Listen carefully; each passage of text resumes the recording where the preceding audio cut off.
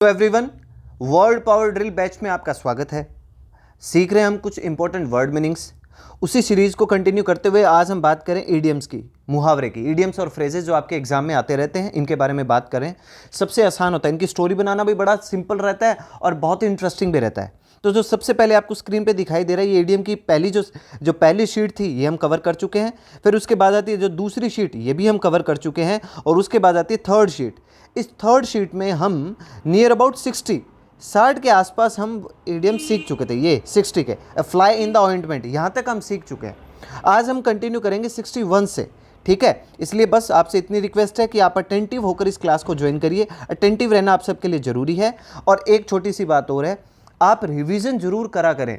जब तक ये वर्ड मीनिंग्स आपकी नज़रों के सामने दोबारा ये 3 बार जब तक नहीं आएंगे, तब तक आप चाहे कितनी भी अच्छी स्टोरी बना लें, क्योंकि याद करने का सबसे बेस्ट तरीका है, सॉल्यूशन जो है इसका वो है स्टोरी बेसिस पर आप इन वर्ड्स के साथ फैमिलियर हो जाइए, आप इन शब्दों के साथ घुल मिल जाइए। लेकिन घुलने मिलने का तभी मतलब है जब वो 2 से 3 बार आपकी नज़रों के सामने आए। इसलिए रिवीजन आप किसी भी हालत में मिस मत करिएगा। लेकिन ये भी कंफर्म है कि मैं उन्हीं इंपॉर्टेंट वर्ड मीनिंग्स के बारे में बात करता हूं जो आपके एग्जाम के पॉइंट ऑफ व्यू से मोस्ट इंपॉर्टेंट हैं, ठीक है। जो इंपॉर्टेंट नहीं होता मैं पहले ही आपको बोल देता हूं कि इस पे ज़्यादा ध्यान देने की जरूरत नहीं है। तो लेकिन आज का जो 61 का अपना पहला ईडियम आया वो है एट डेगर्स ड्रॉन। सबसे पहला ईडियम और काफ़ी इंपॉर्टेंट है, डेगर्स ड्रॉन। इसका मतलब होता है हॉस्टिलिटी टुवार्ड्स ईच अदर, दुश्मनी की भावना होना, एक दूसरे के खिलाफ दुश्मनी का भाव होना। अब ध्यान रखिएगा, एक छोटी सी बात बताता हूं कि एग्जाम में कैसा क्वेश्चन आएगा। एट डेगर्स ड्रॉन 2 टाइप के ईडियम के क्वेश्चन आपसे वो पूछ सकता है। कैसे? जैसे मैं आपको बताता हूं। मान लीजिए उसने सेंटेंस ही दे दिया पेपर के अंदर। ये जैसे सेंटेंस आपको एक एग्जांपल दे रखा है ना मैंने, relations of India and Pakistan have been at daggers drawn since a long time. Paper में वो क्या करेगा, एट डेगर्स ड्रॉन, इसको अंडरलाइन कर रखा होगा उसने, बोल्ड कर रखा होगा, ठीक है ना, अंडरलाइन दे रखा होगा। और वो नीचे 4 ऑप्शन देगा और वो आपसे पूछेगा कि एट डेगर्स ड्रॉन का क्या मतलब है भाई। फिर वो नीचे 4 ऑप्शंस जो उसने दे रखे होंगे, इट्स नॉट मैंडेटरी, ये जरूरी नहीं है कि वो नीचे उसने ये लिख रखा होगा हॉस्टिलिटी टुवार्ड्स ईच अदर, एक दूसरे के खिलाफ दुश्मनी की भावना होना। ये बिल्कुल जरूरी नहीं है। वो क्या करेगा, लैंग्वेज को कैसे भी चेंज कर देगा, लेकिन यकीन मानिए जो मीनिंग निकल के सामने आएगा, जो सेंस वहां पे निकलेगा ना, वो यही निकलेगा कि दुश्मनी का भाव होना। अब आप जो 4 आपके सामने ऑप्शन होंगे, you have to find out from that कि दुश्मनी की भावना होना ये किसका सेंस बन रहा है। एक बात, ये तरीका नंबर 1 प्रश्न पूछने का। दूसरा तरीका बताता हूं वो क्या करेगा, कोई क्वेश्चन देगा लेकिन किसी तरीके का कोई सेंटेंस नहीं देगा। वो डायरेक्ट आपको क्या करेगा मैं बताता हूं वो क्या काम करेगा। एट डेगर्स ड्रॉन, सीधा ही क्वेश्चन यही देगा और नीचे सीधे सीधे 4 ऑप्शन दे देगा कि भाई बताओ एट डेगर्स ड्रॉन का क्या मतलब होता है। फिर 4 ऑप्शन होंगे, मैं फिर बता देता हूं, जरूरी नहीं है हॉस्टिलिटी टुवार्ड्स ईच अदर लिखा हो। मैंने कोशिश तो यही करी है कि बेस्ट से बेस्ट आपके सामने इंग्लिश का सेंटेंस लेके आऊं, लेकिन ये बिल्कुल भी जरूरी नहीं है। एग्जाम टफ होते चले जा रहे हैं, एग्जामिनर को भी पता होता है कि बच्चे ने कहां से क्या रटाफिकेशन कर रखा होता है। बस आपने ये जो सामने हिंदी अर्थ जो दे रखा हो ना, मतलब जो सेंस है ये डेवलप कर लेना, वो मीनिंग का जो तरीका वो समझ लेना कि हाँ ठीक है, एट डेगर्स ड्रॉन का मतलब होता है दुश्मनी का भाव होना। क्लियर हुआ ये बात? 2 तरीके के क्वेश्चन बन सकते हैं। आपके एग्जाम में वो कौन सा फॉर्मूला अपनाता है ये उस पर डिपेंड करता है, लेकिन आप प्रिपेयर होकर जाएंगे दोनों प्रश्नों के लिए कि चाहे कैसा भी पूछे भाई, आपको ये ईडियम याद होना चाहिए। अब बात करते हैं एट डेगर्स ड्रॉन का अर्थ जो इसने कहा दुश्मनी का भावना होना, इसकी स्टोरी कैसे बना सकते हैं। देखो, अब इसको याद करना कि देखो ये लिखा हो दाग, रावण, ये लिखा हो रावण। रावण में एक ही दाग लगा हुआ था कि उसने राम से क्या ले ली थी, दुश्मनी की भावना। दुश्मनी की भावना पैदा हो गई थी उसमें, कहीं ना कहीं उसने दुश्मनी का भाव अपने अंदर ले लिया था। किसके खिलाफ? राम के खिलाफ। तो रावण, ये देखो रावण लिखा हुआ है, रावण ने ये डैगर लिखा हुआ है, इसको आप दाग मान लो कि उसमें एक दाग लगा हुआ था कि उसने दुश्मनी की भावना पैदा कर ली थी। तो जो relations of India and Pakistan have been at daggers drawn since a long time. अब देखो, भारत और पाकिस्तान के बीच में जो रिलेशंस हैं, जो संबंध है ना, वो क्या है भाई, दुश्मनी का भाव है उनमें। कब से? सिंस अ लॉन्ग टाइम, एक काफी लंबे समय से। अब देखो ये प्रेजेंट परफेक्ट टेंस यहां पे इसने अप्लाई करा है। अब जरूरी नहीं है कि हर बच्चा ये याद रखता है कि जहां सिंस और फॉर अप्लाई हो जाता है वहां पे हमेशा present perfect continuous tense apply होता है। नो, ऐसा नहीं होता। प्रेजेंट परफेक्ट को भी आप अप्लाई कर सकते हैं। और ये देख लीजिए आपके सामने एग्जांपल है, हैव के साथ ये बीन जो लगा हुआ है, ये वर्ब की है थर्ड फॉर्म। ये वर्ब की कौन सी फॉर्म है? Third form. Be, was, were, been, being, to be, ये बीन यहाँ पर वर्ब की थर्ड फॉर्म अप्लाई हुई है। ये आपका इडियम आपके सामने दिखाई दे रहा है और ये सिंस का यूज करा है। क्लियर हुआ है? और इंडिया एंड पाकिस्तान 2 आपके सब्जेक्ट जब 2 है तो 2 हुए, तो वर्ब भी आप कैसे अप्लाई कर रहे हो? प्लूरल हेल्पिंग वर्ब अप्लाई कर रहे हो, हैव। तो हैव के साथ वर्ब की थर्ड फॉर्म है। ये कौन से टेंस का क्वेश्चन हुआ? ये प्रेजेंट परफेक्ट टेंस का क्वेश्चन हुआ। क्लियर हुआ? आगे देखते हैं। टू कॉल अ स्पैड अ स्पैड। देखो स्पैड बोलते किसको है? आप एक काम करिएगा, गूगल करिएगा, ठीक है ना, आप गूगल करिएगा और स्पैड लिखिएगा, वहां पे आपके सामने दंताली लिखा हुआ आएगा, फावड़ा लिखा हुआ आएगा, ठीक है ना, दंताली फावड़ा कुछ भी लिखा होगा। तो अगर आप एक फावड़े को फावड़ा ही बोलते हो, इट मींस आप क्या कहते हो, जो आपके आंखों के सामने है वो जैसा है आप उसको बिल्कुल वैसा का वैसा बोलते हो, मतलब जो जैसी बात है बिल्कुल वैसी बोलते हो। It means to speak plainly, स्पष्ट बोलना, क्लियर कट बोलना, साफ बोलना। अंधे को अंधा कहना, अब जो अंधा है उसको आप अंधा ही कह रहे हो, मतलब स्पष्ट बोलना, क्लियर कट जो बात है वैसी की वैसी बोल रहे हो। समझ में आई? टू कॉल, पुकारना, स्पैड स्पैड, एक फावड़े को आप एक फावड़ा ही कह रहे हो, हथौड़ा नहीं कह रहे, कुल्हाड़ी नहीं कह रहे। समझ में आ रही है बात? आप तो ये याद करने का एक बस तरीका बता रहा हूं। स्पैड को मैं आपको कहूंगा कि आप एक बार गूगल करिएगा, आपको कई सारे पिक्चर्स भी दिखाई देंगी, दंताली की, ठीक है ना, फावड़े की, इस टाइप की पिक्चर्स दिखाई देंगी, आपको फिट हो जाएगा वो आपके दिमाग में।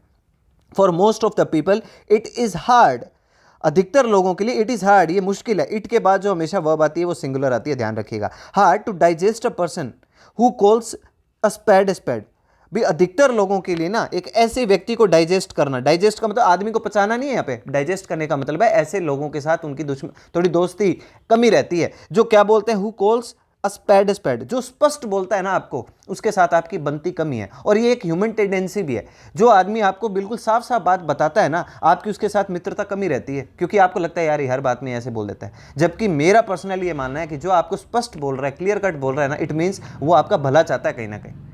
कई टीचर भी ऐसे होते हैं, जो टीचर आपको क्या करता है, अंधेरे में रखने की कोशिश करता है। मान लो वो बोलते हैं कि नहीं नहीं ऐसे हो जाएगा, ऐसे हो जाएगा, नहीं, आप बच्चे का जो भी उसके गट्स हैं या जो जहां उसकी कमियां रह रही है ना, वो उसके सामने क्लियर होनी चाहिए। उसका जो प्लस पॉइंट है वो भी उसे बताइए, और जो उसका नेगेटिव पॉइंट है वो भी उसे बताइए, ताकि वो बच्चा टाइम रहते ही, ज़्यादा टाइम भी नहीं लगे, ज़्यादा असफलताओं का चेहरा ना देखना पड़े उसे, और समय से वो बात को पकड़ जाए कि मुझे ऐसे काम करना है, मुझे इस ट्रैक पे चलना है, तब कहीं जाकर मेरा सिलेक्शन होगा। तो ऐसी बातें रखनी चाहिए। और आप भी ध्यान रखिएगा, जो आपको क्लियर कट बोलता है ना, हमेशा उसे अपने साथ रखिए, क्योंकि जो स्पष्ट बोलता है वो भला चाहता है। ठीक है, तो ये पर्सनल एक मैटर, ये तो भाषणबाजी हो गई। अब आप ईडियम को याद कर लीजिएगा। स्पैड स्पैड का मतलब क्या हुआ, फावड़े को फावड़ा कहने वाले का मतलब हुआ जो स्पष्ट है, जो क्लियर कट बात है उसको बिल्कुल वैसा का वैसा बोलता है।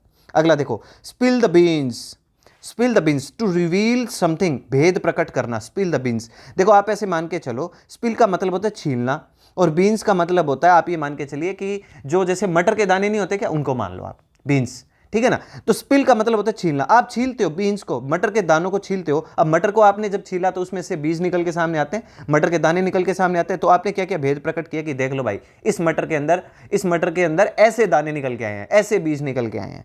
तो we must avoid spilling the beans to the person who is garrulous. अब देखो आप, हमें क्या करना चाहिए, अवॉइड करना चाहिए spilling the beans to the person, ऐसे व्यक्ति के सामने भेद प्रकट करने से बचना चाहिए। हु इज गैरुलस, जो क्या है गैरुलस। अब देखो गैरुलस वर्ड मैंने जानबूझ के यहां पे आपके लिए क्यों लिखा है, सिर्फ और सिर्फ इसके पीछे एक ही लॉजिक है, क्योंकि ये वर्ड आप पहले सीख चुके हैं। गैरुलस का मतलब होता है बातूनी, जो बहुत ही बड़बड़ करता है, गैरुलस। तो जो बहुत ज्यादा बातूनी होता है, मैंने आपको पहले भी सिखा चुका हूं, याद रखिएगा गैरुलस, अब आपको भूलना नहीं है किसी भी हालत में। अब देखो ऐसे मीनिंग सामने आते हैं आंखों के। गैरुलस पहले पढ़ा, 2 बार तो हमसे कम से कम 2 बार पहले ही पढ़ चुके हैं हम, और आज ये तीसरी बार फिर सामने आया। तो अब आपके दिमाग में मेरे हिसाब से परमानेंट फिक्स हो जाएगा, फिट हो जाएगा, अब दिमाग से बाहर नहीं जाएगा। अब आप बस ये उम्मीद लेके चलिए कि एग्जाम में और देखने को मिल जाए, और आप टिक करके और आपके मार्क्स अच्छे बन जाए। ठीक है, तो ध्यान रखिएगा, स्पिल द बीन्स का मतलब हुआ भेद प्रकट करना। भी आपने क्या किया, स्पिल का मतलब छीलना है, आपने क्या किया, बीन्स को छीला, तो आपने क्या किया, जो असली अंदर जो चीज थी वो सबके सामने निकाल के रख दी। टू रिवील समथिंग, भेद प्रकट कर दिया आपने कि देख लो भैया ऐसे मटर के दाने निकले इसमें से। तो अब आपने देखो इसने क्या बात कही यहाँ पे, और ये भी ध्यान रखने लायक बात है, ये भी अच्छी बात बताई इसने कि वी मस्ट अवॉइड, मतलब अपने को करना ही चाहिए, अवॉइड करना चाहिए spilling the beans, spilling the beans. अब देखो स्पिल वर्ब है ना, तो स्पिलिंग कर दिया, हमें अवॉइड करना है। स्पिलिंग जो यहां पे लिखा है ना, जिरंड की फॉर्म में अप्लाई हुआ है। ये कौन सी फॉर्म में अप्लाई हुआ है, जिरंड की फॉर्म में अप्लाई हुआ है। तो हमें क्या करना चाहिए, भेद प्रकट करना अवॉइड करना चाहिए, किसके सामने, टू द पर्सन, उस व्यक्ति के सामने, हु, जो कि इज गैरुलस, जो कि क्या है, गैरुलस है, मतलब जो बातूनी है। क्योंकि अगर आपने उसको कोई बात बता दी, कोई आपने सीक्रेट उसके साथ शेयर कर लिया, वो 10 और आदमियों में बता देगा। ऐसे आगे चलते हैं, अगला देखते हैं। To read between the lines, छिपे हुए अर्थ को समझ लेना। एक अच्छा बच्चा तो वैसे ही समझ लेगा इसको। देखो to read between the lines के बीच में जो बात लिखी हुई उसको और अगर आप पढ़ लेते हो तो इसका मतलब to understand the hidden meaning, जो छिपा हुआ मीनिंग है उसको भी आप समझ लेते हो। पैसेज वगैरह जो आपके आते हैं, आप पैसेज को क्या करते हो कि जो सेंस उसमें दिया गया होता है उसको समझते ही नहीं हो। आप पैसेज को बस ऐसे ही हवा में पढ़ लेते हो, उसकी सीधी थोरोली से स्टडी करते ही नहीं, ऐसे ही हवा में देख लिया, उसके चेहरे से सरसरी निगाहों से देख लिया, ठीक है ना। और ऐसे ही पढ़ने से फिर उसका मीनिंग आपको पता नहीं चल पाता। और फिर आपके पैसेज में एक क्वेश्चन आता है, what is the centre central idea of the passage, या what is the theme of the passage, what is the particular message of the passage. तो ये इन क्वेश्चन के आप जवाब तभी दे पाते हो जब आपने पैसेज को थोरोली पढ़ा होता है। तो याद रखिएगा, to read between the lines, lines के बीच में क्या लिखा हुआ है ये अगर आप समझोगे, इसका मतलब आप क्या करते हो, जो हिडन मीनिंग होता है उसको भी समझ लेते हो। If you keep on building your word power, अगर आप जारी रखते हैं बिल्डिंग योर वर्ड पावर, अपनी वर्ड पावर को बिल्ड करना स्लोली, धीरे धीरे, यू विल बी एबल, तो आप समर्थ हो जाएंगे to read between the lines, line के बीच में क्या लिखा है, मतलब सेंस क्या डेवलप हो रहा है, क्या छिपा हुआ अर्थ है, उसको भी आप समझ लोगे। ये हमने हमारी वर्ड पावर ड्रिल बैच के बारे में लिखा है, ठीक है ना। तो आप अपनी अगर वर्ड पावर को बिल्ड कर लेते हो तो आप धीरे धीरे ये सब चीजें सीख जाओगे कि क्या लिखा हुआ है, क्या अर्थ क्या बन रहा है, उसका सेंस क्या डेवलप हो रहा है। Got it. आगे चलते हैं। Make hay while the sun shine, बड़ा अच्छा आइडिया है भाई। Make hay while the sun shines, to make most of the favourable opportunities, समय रहते अवसर का फायदा उठा लेना। समय है अभी आपके पास, अवसर का फायदा उठा लो। समय रहते अगर आप वर्ड मीनिंग सीख लेते हो तो आपको इसका फायदा मिलेगा। अब देखो, make hay while the sun shine, जब सन शाइन करता है, जब सूर्य शाइन करने का मतलब जब सूर्य उगता है, सुबह सुबह का जो टाइम होता है, उस टाइम पे आप हे करते हो, हे किताबें कहाँ है मेरी, किताबें उठाओ भाई, मुझे पढ़ना शुरू करना है। देखो ये मैं याद करने का तरीका बता रहा हूँ। मेक हे, आप हे करना शुरू करते हो, hey where is my box, where are my books, मेरी किताबें कहाँ हैं, ठीक है ना। वेयर इज माई पेन, मेरा पेन कहाँ है। वेयर इज माई लैपटॉप, मेरा लैपटॉप कहाँ है। अब मैं पढ़ना शुरू कर रहा हूँ, ठीक है। आप हे कर रहे हो, सन शाइन, जैसे सूर्य उदय होता है उस समय पे, तो आप समय रहते अवसर का फायदा उठा रहे हो। आपको पता है कि सुबह सुबह के टाइम पे आपको कोई डिस्टर्ब नहीं करने वाला, तो मेक हे, आप हे करना शुरू करते हो, हे मुझे डिस्टर्ब मत करो, अभी सन शाइन हुआ है, अभी सूर्य उदय हुआ है, मुझे पढ़ने दो, हे मुझे डिस्टर्ब मत करो। कैसे भी स्टोरी बना लो भाई, याद होना चाहिए word meaning. If you want a lot of wealth, अगर बहुत सारा धन आप चाहते हैं, वेल्थ चाहते हैं, यू मस्ट नो, आपको पता होना चाहिए how to make hay while the sun shine, सच तो समय रहते आपको अवसर का फायदा उठाना आना चाहिए। समझ में आ गई बात, तो ये ध्यान रखिएगा। अगला है ब्राउन स्टडी। 90% स्टूडेंट यही काम कर रहे हैं, ब्राउन स्टडी, विचारों में खो जाते हैं। सिलेक्शन करवा लेते हैं, इनकम टैक्स ऑफिसर बन के घूम रहे हैं, कोई जज बनकर घूम रहा है, ठीक है ना, कोई आरएएस बनकर घूम रहा है, जो जिसको जो पोस्ट चाहिए वो पोस्ट के अंदर घूम रहा है बस, कि हाँ बस मेरा सिलेक्शन हो रहा है। डे ड्रीमिंग और रिवियर, देखो मीनिंग बहुत अच्छा है अपने पास। रिवियर, ये वर्ड पहले मैं आपको सिखा चुका हूँ। डे ड्रीमिंग और रिवियर मतलब विचार में आप खो जाते हो, ठीक है ना, तो ध्यान रखना। तो याद रखिएगा ब्राउन स्टडी, देखो स्टडी तो आपको कैसी करनी चाहिए, ओरिजिनल स्टडी करनी चाहिए, असली, लेकिन आप ब्राउन कर रहे हो, भूरे रंग की पढ़ाई कर रहे हो। भूरे रंग का मतलब कैसी है, बुरे रंग की पढ़ाई जिसमें विचारों में खो जाते हो।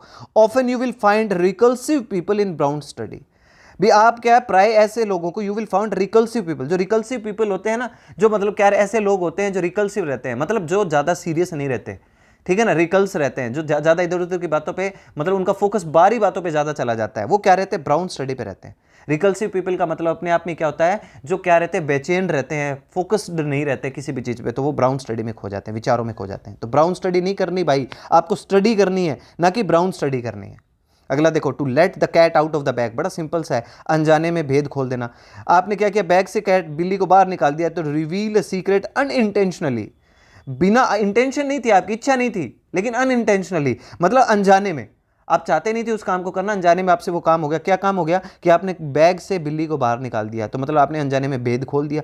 सिंपल है, ज़्यादा स्टोरी बनाने की जरूरत नहीं है, सीधा ही समझ में आ रहा है ये। तो क्या अर्थ बनता है इसका, समझ लेते हैं। I was planning a surprise birthday party for my wife, but my small daughter let the cat out of the bag, लेकिन मेरी जो, मैं अपनी वाइफ के लिए एक सरप्राइज बर्थडे पार्टी क्या कर रहा था, प्लान कर रहा था, बट माई स्मॉल डॉटर, मेरी जो छोटी बेटी थी, उसने क्या किया, अनजाने में भेद खोल दिया। उसने बता दिया कि मम्मी पापा आपके लिए काम कर रहे हैं, तो स्टोरी बता दी उसने, भेद खोल दिया सारा का सारा। To grease the palm, to grease the palm का मतलब टू ब्राइब, रिश्वत देना। अब पाम का मतलब क्या होता है, आपकी जो हथेली होती है, आप हथेली पे ग्रीज लगा देते हो, मतलब थोड़ा उसका चिकना कर देते हो, तो बस चिकना करने का मतलब थोड़े पैसे रख दिए आपने हाथ में, तो आपने रिश्वत दे दी। If there is a collision between government and private companies, ठीक है ना, कल्यूजन का मतलब क्या होता है, कोई सांठगांठ होना। ये वर्ड बहुत इंपॉर्टेंट है और पहले आ चुका है, मैं आपको सिखा चुका हूं, याद कीजिए, दिमाग पे थोड़ा जोर डाला करिए। ये वर्ड पहले के आपकी आंखों के सामने नहीं आया, बिल्कुल आया, हमने वर्ड पावर ड्रिल के बैचेस में ये वर्ड को सीखा है कि अगर किसी तरीके का, if there is a collision, ठीक है ना, between government and private companies, सरकार के बीच में और प्राइवेट कंपनीज के बीच में किसी तरीके कोई सांठगांठ है, कोई गठबंधन उन्होंने करा है, there will must be the practice of greasing the palm, तो क्या होगा, 100% क्या हुआ, मस्ट बी, पक्का क्या हुआ होगा, ग्रीजिंग द पाम, रिश्वत देने का कोई ना कोई काम हुआ होगा, कोई ना कोई ऐसी प्रैक्टिस हुई है, मतलब कोई ना कोई इस तरीके का काम हुआ ही है। समझ में आई? तो ये जो मैं सेंटेंस आपके सामने लिख रहा हूँ ना, चाहे आप कोई सा भी सेंटेंस उठा के देख लो, हर सेंटेंस में कुछ ना कुछ वर्ड मीनिंग या कुछ ना कुछ ग्रामर का पॉइंट हर तरीके से आपके लिए एक, ये जो एग्जांपल्स आपके सामने ना, ये भी मायने रख रहे हैं, देख लो आप। यही तरीका होता है आपको इंग्लिश को अगर इंप्रूव करना है, वो कैब को इंप्रूव करना है और अपनी वर्ड पावर ड्रिल को इंप्रूव करना है, बूस्ट करना है। आगे देखते हैं, अगला अपने पास laugh in one's sleeves, to laugh secretly, छुप कर हंसना। बड़ा सिंपल है, laugh in one's sleeves. Sleeves क्या होते हैं? आपकी स्लीव्स, आप जो हाफ स्लीव्स पहनते हो, फुल स्लीव्स की शर्ट पहनते हो, टी शर्ट पहनते हो ना, तो अब अगर आप हंस रहे हो तो सामने वाले को अपना पूरा चेहरा नहीं दिखा रहे, आप क्या कर रहे हो? अभी अगर कैमरा चालू होता तो मैं आपको ऐसी हंसी करके दिखाता कि आप अपने क्या कर रहे हो, कि आप अपनी स्लीव के अंदर मुंह करके ऐसे हंस रहे हो, धीरे से चुपके से आप हंसी कर रहे हो, तो सीक्रेटली हंस रहे हो, आप सामने वाले को बताना नहीं चाहते कि मैं ये काम कर रहा हूं। The students were laughing in their sleeves, तो जो स्टूडेंट्स थे वो क्या कर रहे थे? सीक्रेटली हंस रहे थे। व्हेन द प्रिंसिपल, जब प्रिंसिपल साहब वो टेलिंग, वो बता रहे थे the importance of discipline, discipline की महत्वता के बारे में, जब प्रिंसिपल साहब बता रहे थे ना, तो कुछ बच्चे ऐसे थे जो क्या कर रहे थे? सीक्रेटली हंस रहे थे। ऐसे बड़े बच्चे होते हैं, आप भी होते होंगे, क्या पता, ठीक है ना। जब स्टूडेंट होता है शरारती होता है, नोटी होता है, शरारत में क्या करता है कि टीचर कोई सामने बहुत इंपॉर्टेंट कोई बात बता रहा होता है और बच्चा ऐसे हंस रहा होता है, तो याद रखने की कोशिश कीजिएगा। Next is wrangle over an ass shadow, काफी बार एग्जाम में पूछा गया है। रैंगल का मतलब क्या होता है? एक दूसरे के अंदर उलझ जाना, किसी भी बात को लेकर उलझ जाना। ओवर एन एश शेडो, एश का मतलब गधे की छाया, गधे की छाया के ऊपर आप रैंगल हो रहे हो, झगड़ा कर रहे हो। To fight over trivial matters, छोटी छोटी बातों, क्षुद्र बातों पे, क्षुद्र इट मींस छोटी मोटी बातें, क्षुद्र का मतलब क्या? छोटी मोटी बातों पे आप क्या कर रहे हो? झगड़ा कर रहे हो। देखो ट्राइवल मीनिंग आया अपने पास, ट्राइवल मीनिंग पहले भी मैं आपको सिखा सकूँ। ट्राइवल, ट्राइफल का मतलब होता है छोटी मोटी, बे मतलब बेतुकी बातों के ऊपर, एब्सर्ड जिनका कोई सेंस ही नहीं है, बेशुद्ध बिना मतलब की बातों पे, छोटी मोटी बातों पे आप झगड़ा कर रहे हैं। तो रैंगल, रैंगल, रैंगल को आप याद कर लो रैंगलर से, ठीक है ना। रैंगलर, रैंगलर एक कंपनी भी है जो जीन वगैरह बनाती है, तो रैंगलर भी वो क्या करती है? झगड़ा करती रहती है, रैंगल, ठीक है ना। तो याद रखिएगा, ठीक है ना, रैंगल। तो रैंगल जो है ये क्या करते हैं? आप किसके ऊपर कर रहे हो रैंगल? ऐश की शैडो के ऊपर, एक गधे की छाया के ऊपर आप लड़ाई कर रहे हो कि गधे की छाया, घोड़े की छाया। अरे भाई क्या करना है इसके ऊपर लड़ाई करके? तो आगे सेंटेंस देखो, great politicians instead of wrangling over an ass shadow always focus on the development. जो महान, जो राजनीतिक होते हैं, जो लोग पॉलिटिशियंस जो होते हैं ना, इंस्टीड ऑफ के बजाय, इंस्टीड के साथ कौन सी प्रेपोजिशन आती है? ऑफ प्रेपोजिशन आती है। इसको अगर आप सही तरीके से बोलें तो ये अब होता है, लेकिन मैं इसको ऑफ ही बोल रहा हूं क्योंकि ज्यादातर आप यही बोलते हो। तो इंस्टीड ऑफ के बजाय wrangling over an ass shadow, ठीक है ना, किसी छोटी मोटी बात के ऊपर झगड़ा करने की बजाय वो क्या करते हैं? ऑलवेज फोकस, हमेशा फोकस करते हैं किसके ऊपर? ऑन द डेवलपमेंट, विकास के ऊपर फोकस रखते हैं वो, छोटी मोटी बातों पे झगड़ा नहीं करते। अगला देखते हैं, to feather one's nest, to work for self interest, अपना स्वार्थ साधना। आप क्या करते हो? अपने ही घोंसले में जाकर अपने फीदर, पंख रख रहे हो, आप अपना फायदा देख रहे हो, जो कुछ आपको मिलता है आप अपने ही घोंसले में जाकर क्या रख रहे हो? पंख रख रहे हो। तो याद रखिएगा, to work for self interest, अपने खुद के लिए काम कर रहे हो, स्वार्थ साध रहे हो आप। द रेपिशियस पर्सन, अब देखो फिर मैं आपके लिए मीनिंग लेके आया हूं भैया, आज की क्लास बड़ी इंपॉर्टेंट है। रेपेशियस, रेपेशियस का मतलब क्या था? मैंने आपको सिखाया भी था, लालची। ये वर्ड मैं आपको पहले सिखा चुका हूं, लालची। तो अगर आपने पिछली क्लासेस अगर ढंग से अटेंटिव हो कर ली है तब तो बहुत ही अच्छी बात है, तब तो आपको याद होगा। लेकिन अगर आपने अटेंटिव होकर क्लास तो ली थी लेकिन रिवीजन नहीं किया तो गए काम से। रेपेशियस पर्सन, एक लालची आदमी, इज ऑलवेज इंटरेस्टेड, हमेशा इंटरेस्टेड रहता है इन फीदरिंग हिज ऑन नेस्ट, अपने खुद के घोंसले के अंदर फीदर रखने में वो क्या रखता है? इंटरेस्टेड रहता है, मतलब अपना स्वार्थ साधने में इंटरेस्ट रहता है उसका, बाकी चीजों पर फोकस वो नहीं करता। एट ए स्टोन्स थ्रो, वेरी नियर, पास में होना, कोई चीज बहुत ही नजदीक होना। एट स्टोन्स थ्रो, अब कोई चीज है वो आपके इतनी पास है कि आप स्टोन, स्टोन का मतलब पत्थर भी फेंकते हो तो भी उसके लग सकती है। एक पत्थर फेंका और अगर किसी सामने वाले के लगा है तो ऑब्वियसली वो चीज आपके क्या बड़ी नजदीक है, बड़ी पास है। My home is at stone's throw from my school, मेरा घर जो है वो क्या है? बहुत ही पास है मेरे घर, मेरे स्कूल से। मतलब अगर पत्थर भी फेंकेगा वो अपने घर से तो स्कूल पे जाके लग जाएगा, इतना नजदीक है। तो ऐसे याद कर लो, ये स्टोरी बना लीजिए। नेक्स्ट देखते हैं, एट वंस फिंगर टिप्स, भाई कोई चीज आपकी फिंगर टिप्स पे हो ना, उंगलियों पे हो ना। अब आप जैसे हम क्या कोशिश कर रहे हैं कि वर्ड मीनिंग्स, मेरी क्लास की कोशिश क्या है कि वर्ड मीनिंग्स जो जितने भी हैं जो हम याद करें ना, ये आपके क्या हो? फिंगर टिप्स पे हो, तभी क्लास का मोटिव क्लियर हो पाएगा। तो टू नो समथिंग कंप्लीटली, पूर्ण रूप से आपको ज्ञान होना, पूरी जानकारी होना। तो मैं चाहता हूं कि आपके वर्ड मीनिंग्स क्या हो? फिंगर टिप्स पे आ जाए। If you want mastery over English language, अगर आप इंग्लिश लैंग्वेज में मास्टरी चाहते हो, मास्टरी वर्ड भी आ चुका है पहले, मास्टरी चाहते हो मतलब आप निपुण होना चाहते हैं इंग्लिश लैंग्वेज में, देन तो क्या करना है? Vocabulary must be at your finger tips. Vocabulary क्या होने चाहिए? Must be at your finger tips. Vocab आपके फिंगर टिप्स पे होनी चाहिए, आपको पूरा ज्ञान होना चाहिए, पूरा नॉलेज होना चाहिए। क्लियर हुआ? सीधा सा है, बड़ा सिंपल सा है। नेक्स्ट देखो 74, an old head on young soldiers, ठीक है ना, shoulders, to be wise beyond one's years, कम उम्र में बुद्धिमान होना।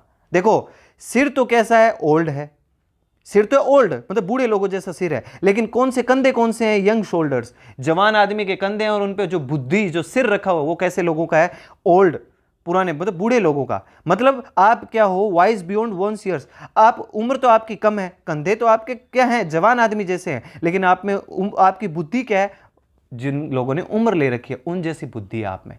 समझ में आ गया? बड़ा सिंपल सा है, पढ़ के ही समझ में आ रहा है, बड़ा सिंपल सा है, बड़ी सिंपल सी थ्योरी है कि आपका जो सिर है वो तो ओल्ड मैन जैसा है, लेकिन आपके कंधे हैं वो एक यंग जनरेशन जैसे हैं। तो मतलब आपने कम उम्र में बुद्धिमान हो रखे हो आप। Shankaracharya renounced the worldly pleasure, Shankaracharya ने क्या किया, रिनाउंस, फिर वर्ड बहुत इंपॉर्टेंट है, रिनाउंस। रिनाउंस का मतलब मैंने आपको मीनिंग बताया, त्याग देना, छोड़ देना। शंकराचार्य ने त्याग दिया था वर्ल्डली प्लेजर, जो सांसारिक सुख था उसको त्याग दिया था एट वेरी यंग एज, बहुत ही कम उम्र में, ठीक है ना। ही वॉज अ मैन, वो एक ऐसे आदमी थे with old head on young shoulders, उन्होंने कम उम्र में बुद्धिमत्ता हासिल कर ली थी, ठीक है ना। एक इस प्रकार के वो व्यक्ति थे कि उन्होंने क्या कर दिया था, बहुत ही यंग एज में अपने रिनाउंस कर लिया था, त्याग दिया था वर्ल्डली प्लेजर को। रिनाउंस मीनिंग याद रखनी है, त्याग देना इसका मीनिंग होता है, सिखा चुका हूं। Next 75, jack of all trades, a person having a little knowledge of all subjects, हर सब्जेक्ट के बारे में थोड़ा थोड़ा ज्ञान होते जाना। अब अ लिटिल का यूज हुआ है, डिटर्मिनर की क्लास में आप सीख चुके हैं। अ लिटिल का मतलब है पॉजिटिविटी, अ लिटिल का मतलब क्या होता है, पॉजिटिविटी, कि एक आदमी है जिसके पास क्या है, जो जो हैविंग, उसके पास क्या है, नॉलेज है ऑफ ऑल सब्जेक्ट, हर काम की थोड़ी बहुत जानकारी रखने वाला, हर नॉलेज, हर सब्जेक्ट का नॉलेज है उसके पास थोड़ा बहुत। Jack of all trades, trades का मतलब होता है व्यापार, और वो जैक है, जैक का मतलब हर काम में वो अपनी जैक लगा देता है, हर काम में उसकी जैक चलती है, चाहे किसी भी प्रकार का ट्रेड हो, व्यापार हो, हर काम में वो अपनी जैक चला देता है, ठीक है ना, इस तरीके का जैक है वो। He can play cricket, football, hockey, badminton, tennis etcetera etcetera, वो cricket, football, hockey, badminton, tennis सब कुछ खेल सकता है। ही इन ए नटशेल, ये फिर आया है नटशेल, मैं आपको सिखा चुका हूं नटशेल का मतलब क्या होता है, संक्षिप्त में, कंसाइज में। अगर संक्षिप्त में आप कहो तो वो क्या है, he is a jack of all trades, वो हर काम की जानकारी रखता है, उसको हर काम की थोड़ी थोड़ी जानकारी है। क्लियर हुआ? नटशेल इडियम याद, सॉरी वन वर्ड याद रखिएगा, भूलना मत, ठीक है। आज के इडियम बड़े इंपॉर्टेंट है, ठीक है। अगली सीरीज देखते हैं इडियम की fourth. 76, to keep abreast of, to keep abreast of, अब देखो, to stay up to date with, stay up to date with, बराबर में होना, लगातार संपर्क में होना। अब देखो आपको इसको याद रखना है कि कीप रहने, अब रेस्ट ऑफ, अब जितना भी रेस्ट है, अब जो भी रेस्ट है ना उसको आपने ऑफ कर देना है। आप जो भी आराम करते हो उसको ऑफ कर दो भाई साहब, एग्जाम का टाइम आ रखा है, अब आपको क्या रहने की जरूरत है, स्टे अप टू डेट, जो भी चीजें उनके साथ आपको अप टू डेट रहने की जरूरत है। मैं फिर आपको याद करवाता हूं, अच्छा इडियम है, इसने कहा है टू कीप रहना, क्या, अब रेस्ट को आप रख दो, अब रेस्ट को क्या कर दो, आप ऑफ कर दो, रेस्ट को एक तरफ रख दो। वैसे तो उस ऑफ की स्पेलिंग मैं ये कहना चाहता हूं, लेकिन कोई ना, याद रखना है तो इस ऑफ से याद कर लो। आपको क्या करना है, अब अपने रेस्ट को ऑफ पे रख देना है कि अब रेस्ट करने की जरूरत नहीं है भाई साहब, अब आपका एग्जाम का टाइम बहुत नजदीक है, आपको अप टू डेट रहना है। We must keep ourselves abreast of news, जो भी न्यूज़ हैं, जो भी सूचनाएं होती हैं, उनसे हमें अपने आप को क्या रखना चाहिए, अप टू डेट रखे रखना चाहिए। अगला देखते हैं, one's cup of tea, something one's like to do, किसी व्यक्ति का पसंदीदा विषय या काम।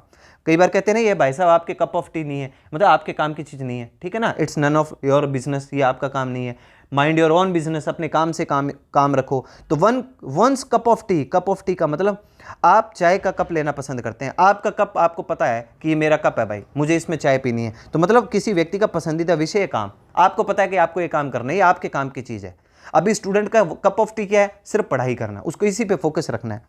I do not like classic music, मुझे क्लासिक म्यूजिक पसंद नहीं है, इट मीन्स क्लासिकल म्यूजिक मुझे पसंद नहीं है, perhaps it is not my cup of T, संभवतः ये मेरे काम की चीज़ नहीं है। मुझे क्लासिकल म्यूजिक पसंद नहीं है तो हो सकता है ये संभवतः, पूरी संभावना है ये मेरे कप ऑफ टी नहीं है, मतलब मेरे काम का सब्जेक्ट नहीं है, मेरे काम की चीज़ नहीं है, ये जिसमें मेरा इंटरेस्ट नहीं है।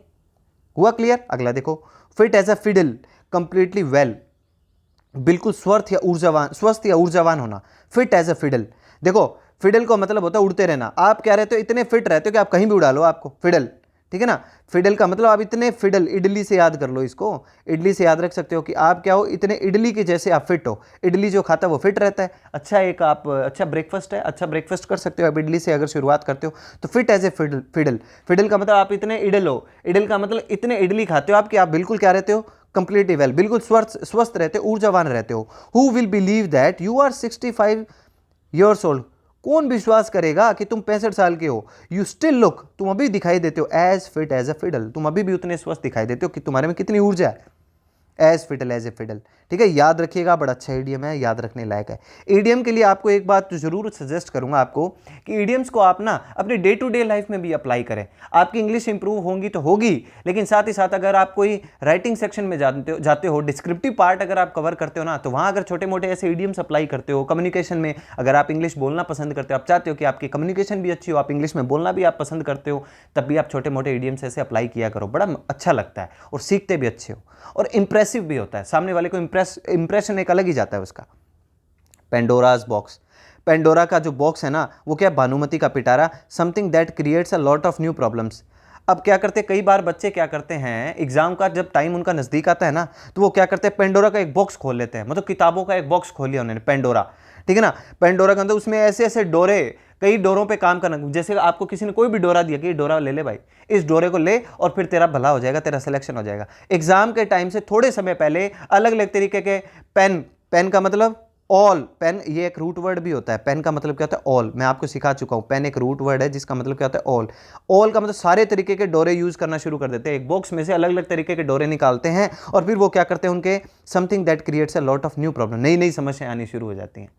एग्जाम से पहले ऐसे काम नहीं करने चाहिए एक स्टूडेंट को, जो जितना उसके पास मटेरियल है उसी को पढ़ो, उसी के ऊपर फोकस करो। इन टुडेज वर्ल्ड, आज के संसार में, दुनिया में, you may call internet A Pandora's box, internet को आप क्या कह सकते हैं, एक पेंडोरा का बॉक्स, नई नई समस्याएं सामने निकल के आती हैं। इंटरनेट पे आप चले जाओ, कुछ भी अगर आपने लिखा वहां पे कि मुझे ऐसा कुछ लेक्चर मिले, कोई वीडियो मिले, 70 तरीके के वीडियो मिल जाएंगे और आप क्या हो जाएंगे, कंफ्यूज हो जाएंगे, तो अलग अलग तरीके की समस्याएं आनी सामने शुरू हो जाएंगी। अगला, rise to the occasion, to act according to the situation, खुद को अवसर के योग्य साबित करना, कि आप जो भी काम करते हैं सिचुएशन के हिसाब से करते हो।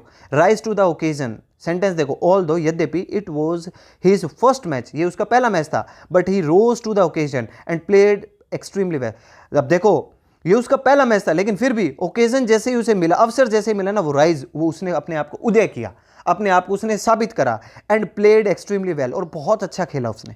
तो खुद को अवसर के योग्य साबित करना, जैसे ही आपको अवसर मिला आपने अपने आप को साबित किया, आपने फॉर्म तो फिलअप कर दिया एग्जाम का, लेकिन अब आपको अवसर मिला है कि आप सेलेक्ट होकर दिखाओ, आपको अवसर मिला है कि आप अच्छी पढ़ाई कर रहे हो, आपको अवसर मिला है कि आप अपनी वर्ड पावर को इंप्रूव कर सकते हो, बूस्ट कर सकते हो, मौका मिला है तो भुनाओ उसे। तो राइज टू द ओकेजन, जैसे ही आपको अवसर मिला आपने अपने आप को राइज किया, उठाया उसमें, बस, बड़ा सिंपल है, याद हो गया होगा। नेक्स्ट देखो, spick and span, spick and span का मतलब होता है नीट एंड क्लीन, बिल्कुल साफ, स्वस्थ, व्यवस्थित एंड साफ सुथरा। आपने जो चीज जहां से पिक करी वहीं पे आपने उसको, अपने जो भी आपने पेन उठाया उसको वहीं पे आपने रखा, पिक, जो चीज जहां पे उठाई उसने उसको आपने वैसे ही पेन करा। पेन करने का मतलब है आपने जो भी आप घर पे, मान लो आप अपने रूम पे रहते हो, आप अपने घर से बाहर रहते हो, रूम आप रेंट पे लेके रहते हो, हॉस्टल में रहते हो, जहां भी रहते हो, आप क्या रहते हो, बड़े साफ सुथरे रहते हो, ठीक है ना, बिल्कुल व्यवस्थित तरीके से रहते हो। जो चीज आप जहां से उठाते हो, जो पेन आपने जहां से उठाया उसको जहां से आपने पिक किया आपने वहीं पे उसको रखा। A perfect housewife keeps the house spick and span, एक जो परफेक्ट हाउस वाइफ होती है वो अपने घर को क्या रहती है, व्यवस्थित रखती है, साफ सुथरा रखती है, याद रखिएगा। एक स्टूडेंट को भी ऐसा रखना चाहिए, लेकिन जबकि अधिकतर स्टूडेंट जो होते हैं, मोस्टली जो स्टूडेंट्स होते हैं, अपने रूम को बिल्कुल क्या रहते हैं, इधर उधर बिखेर के रखते हैं, ऐसा नहीं होना चाहिए, ठीक है ना। स्पिक एंड स्पैन, साफ सुथरा रखो, ताकि जो चीज़ की समय पे जरूरत हो वो आपको ध्यान रहे कि कहाँ पे रखी हुई हो सकती है। Take the bull by the horns to deal with the difficult situation directly, कठिन परिस्थिति का डटकर सामना करना। आपके सामने कोई कठिन परिस्थिति है, आपने डटकर सामना किया है। अब देखो याद करने का तरीका, बुल आपके सामने आया बाय द हॉर्न्स और आपने उसको सींगों से पकड़ लिया। आपने क्या किया, एक सांड आपके सामने और आपने उसकी सींगें पकड़ ली, सींगों से पकड़कर उसका आप सामना कर रहे हो, ठीक है ना। मतलब आपने क्या किया है, कठिन परिस्थिति आई है लेकिन उसका डटकर सामना कर रहे हो। डील विद, डील के साथ प्रेपोजिशन विद आ रहा है। डील विद का मतलब क्या होता है, टू हैंडल, याद करवा देता हूं, याद रखना, डील विद एक फ्रेजल वर्ब है और इसका मतलब होता है हैंडल करना, किसी भी चीज का क्या करना, हैंडल करना, सामना करना, व्यवस्थित तरीके से उसको हैंडल करना, ठीक है ना। Deal with the difficult situation directly, those who take the bull by the horns are always appreciated, जो कठिन परिस्थिति का डटकर सामना करते हैं वो ऐसे लोगों का हमेशा क्या किया जाता है, एप्रिशिएटेड, उनकी हमेशा बड़ाई की जाती है, उनको एप्रिशिएट किया जाता है, उनके बारे में अच्छी बातें बोली जाती हैं, याद रखिएगा। ऑलवेज एप्रिशिएटेड, आर के बाद यहां पर वर्ब की थर्ड फॉर्म आ रही है, आर के बाद वर्ब की थर्ड फॉर्म आ रही है, ऑब्वियसली पैसिव फॉर्म है। क्या है ये, पैसिव की फॉर्मेशन है, ध्यान रखिएगा। नेक्स्ट देखते हैं क्या कहता है ये, through thick and thin under all circumstances, हर परिस्थिति में, थिक एंड थिन भी, छोटी मोटी, ठीक है ना, पतली मोटी, जैसी भी परिस्थितियां हैं आपने उनका सामना किया है, जिस भी प्रकार की सर्कमस्टांसेस आए हैं, ठीक है ना, जिस भी प्रकार की परिस्थिति आपके सामने आई है आपने उनका सामना किया है। थ्रू का मतलब क्या होता है, के माध्यम से, होकर, किस चीज से होकर, थिक एंड थिन, छोटी मोटी, पतली मोटी, जैसी भी स्थिति आपके सामने, चाहे छोटी समस्याएं हो चाहे बड़ी समस्याएं हो, आपने उनका सामना करा है। If you want to be a successful person you must have to move through thick and thin. अगर आप एक सक्सेसफुल व्यक्ति बनना चाहते हैं तो आपको क्या करना होगा, you must have to move through thick and thin. आपको क्या करना होगा, मूव, बढ़ते चले जाना पड़ेगा, चलते रहना पड़ेगा, हर परिस्थिति का सामना आपको करना पड़ेगा। अ टर्न कोट, आप किसी भी चीज़ का कोट पहन लेते हो। अ person who changes his side, दल बदलू, अपना कभी भी वो दल बदल लेता है, किसी की तरफ भी हो जाता है, ठीक है ना, बिन पैंदे का लोटा है, किसी की भी तरफ हो जाएगा, सही को सही और गलत को गलत कहना नहीं आता उसको। तो टर्न कोट, किसी का भी कोट पहन लेगा वो, टर्न का मतलब बदल लेता है कोट, कभी भी किसी भी पार्टी का कोट पहन लेगा वो कि हाँ भाई अब मैं इसकी तरफ हूँ, अब मैं इसकी तरफ हूँ। You should not trust a person who has acquired a reputation of turncoat, जिसने क्या कर लिया, एक्वायर कर लिया है, जिसने प्राप्त कर लिया एक रेपुटेशन, एक ऐसी रेपुटेशन बन चुकी है जिसकी, जो क्या करता है, टर्न कोट का मतलब दल बदलू जैसे लोगों पर आपको क्या करना चाहिए, क्या नहीं करना चाहिए, यू शुड नॉट ट्रस्ट, उनके ऊपर विश्वास नहीं करे रखना चाहिए। In the nick of time, just in time, ठीक समय पे, अच्छा है याद रखना, in the nick of time, nick of time का मतलब बिल्कुल एक्यूरेट टाइम पे। Finally they get their train in the nick of time, तो फाइनली भाई क्या हुआ, उन्होंने ठीक समय पे अपनी ट्रेन को क्या कर लिया, गॉट कर लिया, मतलब समय पे ट्रेन पकड़ लिया उन्होंने, समय पे ट्रेन पे पहुंच गए वो, ठीक है, याद रखिएगा। नॉट वेरी इंपॉर्टेंट लेकिन है बड़ा सिंपल। कट नो आइस, कोई प्रभाव ना छोड़ना। टू मेक नो इफेक्ट, कोई बर्फ नहीं काटी आपने, बर्फ नहीं काटी का मतलब आपने कोई ऐसा काम नहीं किया जिससे आपका कोई प्रभाव पड़े कहीं भी, ठीक है ना। They were continuously demanding reservation but it cut no ice with the government, उन्होंने क्या किया, कंटिन्यूसली डिमांड करे थे वो रिजर्वेशन की, लेकिन इसने सरकार के ऊपर कोई प्रभाव नहीं छोड़ा, सरकार की कोई जू नहीं रहेंगी, ठीक है ना। टू मेक नो इफेक्ट, कोई भी प्रभाव नहीं पड़ा। कट नो आइस, कोई बर्फ नहीं काटी उन्होंने, बर्फ काटते तो प्रभाव पड़ता कि भाई साहब बर्फ जैसी सिल्ली को भी काट दिया उन्होंने, मतलब बहुत हिम्मत करी है, बहुत जोर लगाया उन्होंने, लेकिन फिर भी कोई प्रभाव नहीं पड़ा। टू मीट वंस वाटरलू की लड़ाई हुई थी ना, तो फाइनल डिफीट, आप ये मान के चलिए वाटरलू की जो लड़ाई हुई थी वो क्या थी, अंतिम पराजय थी, एक अंतिम हार थी, फाइनल डिफीट थी। तो आप क्या किससे मीट करते हो, किसका सामना होता है आपका, किसी के, वाटरलू की लड़ाई हुई थी ना, आपको याद होगा वाटरलू की लड़ाई कैसे हुई थी, याद रखिएगा।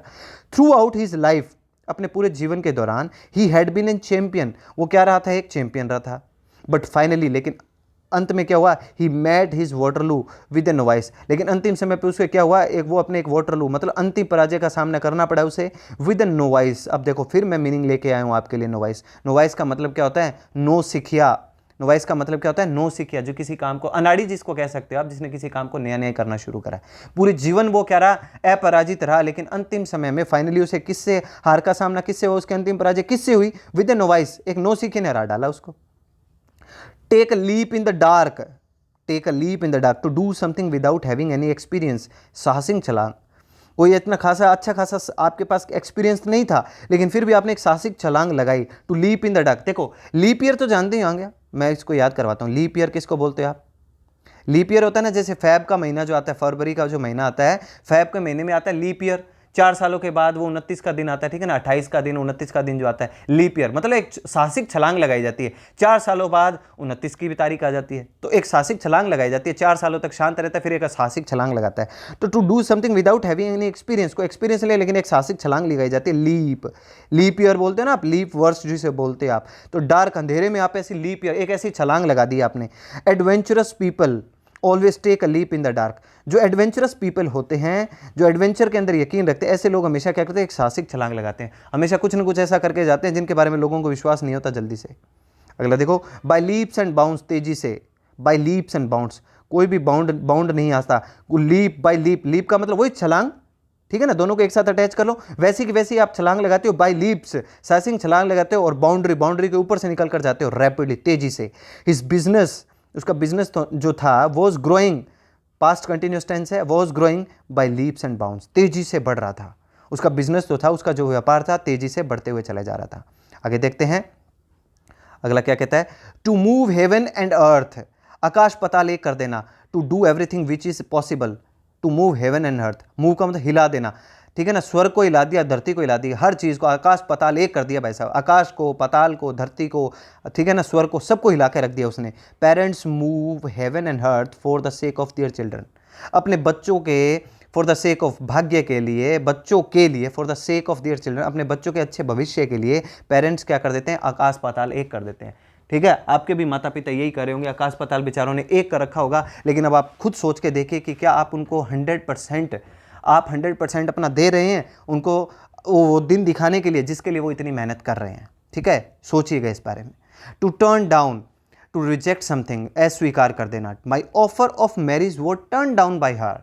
टर्न डाउन का मतलब क्या, टर्न, टर्न का मतलब मोड़ देना, डाउन का मतलब नीचे, नीचे मोड़ दिया उसने। आपने जाकर किसी को क्या किया, आपको नहीं, आपने जाकर किसी को चीज़, कोई प्रपोजल रखा किसी के सामने और उन्होंने उसे टर्न डाउन, ये वैसे फ्रेजल वर्ब भी है, ईडियम तो है जो है, ये फ्रेजल वर्ब भी है, टर्न डाउन। ठीक है ना, तो उन्होंने क्या किया, टर्न, टर्न का मतलब मोड़ देना और डाउन का मतलब नीचे, टर्न डाउन। आप एक लड़की के पास गए, ठीक है, शादी का प्रस्ताव लेकर, और टर्न का मतलब मुड़ गई और डाउन का मतलब पीछे की तरफ, मतलब नीचे मुड़ गई, वो आपकी तरफ ध्यान ही नहीं दिया, मतलब उसने आपके प्रस्ताव को क्या कर दिया, अस्वीकार कर दिया। My offer of marriage was turn down, was के बाद वर्ब की थर्ड फॉर्म आ रही है भाई, ये वर्ब की थर्ड फॉर्म है, फिर पैसिव वही सही है, क्या है, पैसिव बन रहा है, ये ध्यान रखिएगा।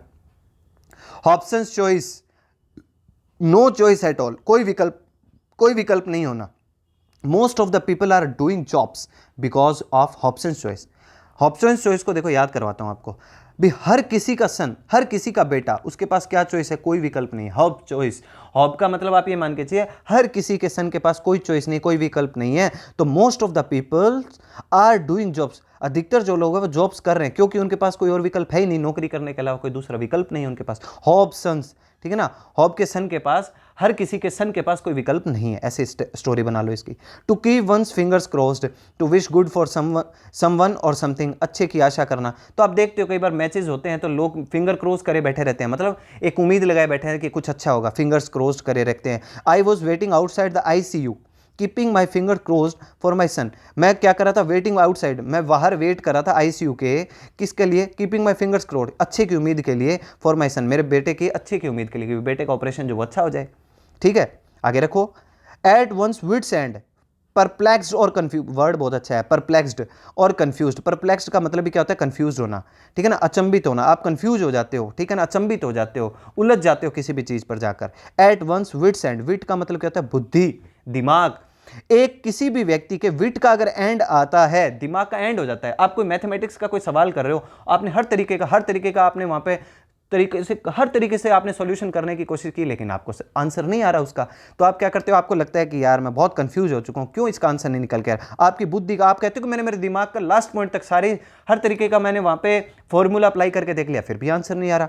It means I was at my wits end When I didn't find my baby at home, मैं क्या था, अचंभित हो गया, परप्लेक्स, कंफ्यूज हो गया जब मैंने अपने बेटे को, मेरे बेबी को घर पे नहीं पाया। I didn't find my baby at home, मैंने मेरे बेबी को घर पे नहीं पाया। तो आप कंफ्यूज हो गए, आपने दिमाग का हर कोना, मतलब आपने पूरा दिमाग लगा के देख लिया कि ये सवाल इस तरीके से हो जाए। अगर बच्चा ढूंढ रहे हो तो आपने देखा कि छत पे जाके देख लिया, आपने मतलब अपने हर घर का हर कोना कोना छान के देख लिया, बाथरूम में चले गए, इधर उधर सब जगह, बेड के नीचे देख लिया, आगे देख लिया, पीछे देख लिया, नहीं मिल रहा। आप क्या हो गए, कंफ्यूज हो गए कि यार बेबी गया तो गया कहाँ, विट्स एंड मतलब बुद्धि का एंड हो गया, दिमाग पूरा लगा के देख लिया, नहीं मिल रहा। आगे देखते हैं। ए बून इन डिस्गाइज, बहुत अच्छा आइडियम है, अ boon in disguise. A boon in disguise का मतलब होता है something that seems bad but result in good, बुराई के भेष में छिपी हुई अच्छाई। देखो, बून रहे हो आप, एक स्वेटर बून रहे हो, अब स्वेटर बूनता है कोई आदमी, देख रहा है कि यार ये स्वेटर बून रहा है, क्यों टाइम वेस्ट कर रहे हैं, धीरे धीरे भाई ऊन को लेकर आप बून रहे हो, ठीक है ना, धीरे धीरे आप स्वेटर को बून रहे हो। लेकिन बून इन डिस्गाइज, अब क्या है, बुराई के बीच में छिपी हुई अच्छाई। आप अपने घर पे बड़े बुजुर्ग होते हैं, वो ऊन लेकर क्या रहते हैं, बूनते रहते हैं स्वेटर को। आप क्योंकि यार क्यों टाइम वेस्ट कर रहे हो, क्यों इस पर टाइम इतना लगा रहे हो, लेकिन आपको नहीं पता कि जब सर्दी आएगी ना, तब उसका कितना अच्छा परिणाम आएगा। तो वो जो आपकी दादी माँ है, नानी माँ है, आपकी माता जी हैं, जिन्होंने वो स्वेटर बुना होगा, वही स्वेटर पहन के आप अपनी सर्दी से बचोगे। तो बुराई के बेस में छिपी हुई अच्छाई, ठीक है, बुरा तो आपको लग रहा है लेकिन उसमें अच्छाई भी तो है। तो देखो, expelling from previous job, expel का मतलब होता है निकाल देना, एक्सपेल कर देना, from previous job. Turned out, ये क्या हुई, टर्न आउट हुई, अचानक से बदली। To be a boon in disguise, मतलब बुराई के अंदर एक छिपी हुई अच्छाई निकली वहां पे। फॉर मी, मेरे लिए। As after that I started my own business, क्योंकि उसके बाद मैंने क्या शुरू किया, मेरा खुद का व्यापार शुरू किया, मेरा खुद का बिजनेस शुरू किया। एक्सपेलिंग फ्रॉम प्रीवियस जॉब, याद रखिए एक्सपेल का मतलब क्या होता है, एक्सपेल्ड कर देना, बाहर निकाल देना। मेरी पिछली जॉब से मुझे जब बाहर निकाला गया ना, तो ये टर्न आउट, ये साबित हुई, टर्न आउट का मतलब अचानक से बदल गई।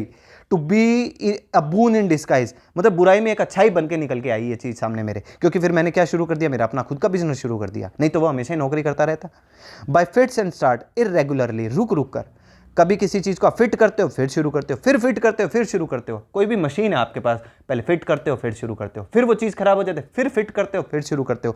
इरेगुलर काम हो रहा है। It was raining bye fits and start, बारिश हो रही थी रुक रुक कर, कभी हुई कभी रुक गई, कभी हुई कभी रुक गई। बाय फिट, भाई ऊपर से इंद्र भगवान है वो फिट करते हैं नलके को, नल जो टैप्स होते हैं उनको फिट कर रहे हैं, फिर स्टार्ट करते हैं, फिर बारिश रुकी, फिर उसे स्टार्ट करते हैं, फिर शुरू करते हैं। ऐसे इस तरीके से आप इसको अटैच करके याद कर लिए।